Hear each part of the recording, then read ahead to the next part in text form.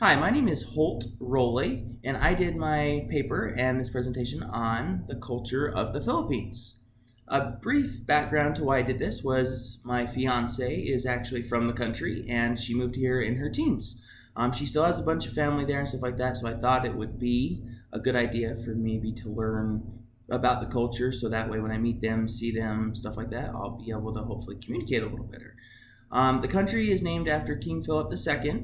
He was a ruler of Spain from 1556 to 1598. And that is actually why, if you meet Filipinas, they are a little more darker skinned because the Spaniards ruled over the country for a very long time before the country was finally given its independence. And so that is why they have a little bit of Spaniard blood, and why you will also see names like Marquez, for instance, as their last names, just because it comes from a Spaniard background. As far as the culture, they are a very hospitality is valued very high to them. Things such as, if you're welcoming them to their house, most people, like here in America, here, you would not necessarily just walk into someone's fridge or pantry and just start taking food. For them, that is a completely normal and thing I've actually had to adjust to myself, just because that's kind of what is expected and how the culture is. Things such as when they get married. Within the Philippines, usually the husbands will take in the wife as well as in their entire family. So not just the mom and dad, but their siblings and stuff too, as everyone tends to live at home until they are married. That is a very standard thing, very cultural thing for them. And then kind of another thing about their culture is how they manage and deal with, kind of time, their punctuality, to say. They pretty much everything is about an hour behind.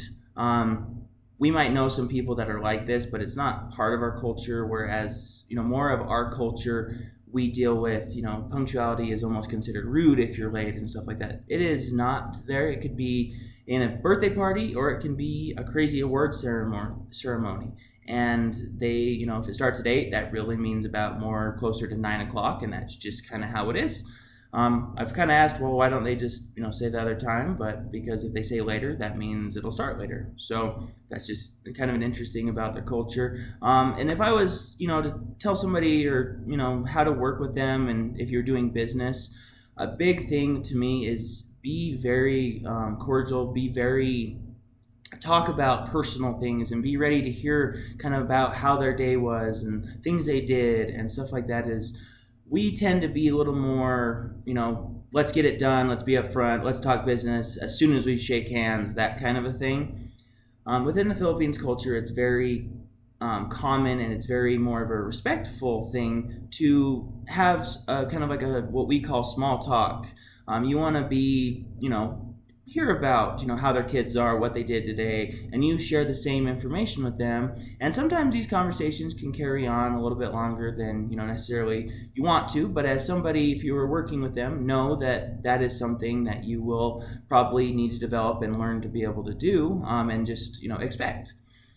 You also, this kind of other, kind of going to more of a kind of the more sketchier side of doing business within the Philippines culture, is it is a third world country.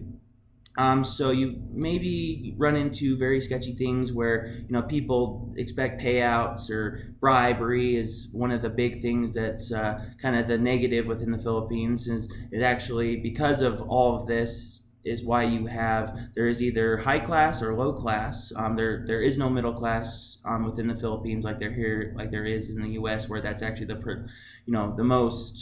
the biggest class is the middle class, where there it's either you have money or you pretty much live in a shack in the lower class. So kind of dealing with that situation, you kind of got to understand and know what you're getting into, know the country can be corrupt, and kind of know how to keep your head down and deal with situations. Because a lot of it comes from the government, which as a businessman, you cannot really change yourself, but you can learn to avoid things and help minimize things, such as, getting a bank. Like if you have a business there, having a bank outside of the U.S., or working with people outside the U.S. who have the money, like a Bank of Japan, a bank here in America, somewhere where that way if they decide to take your bank or take your business, you can then have somebody else who can fight the battles, which will make it a lot harder for the Philippines, because that kind of corruption is what you kind of end up dealing with. But I mean, overall, great country. You just have to deal with some of the stuff as far as business, some of the sketchier sides, like I said, that you maybe just learn to keep your head low, stuff like that.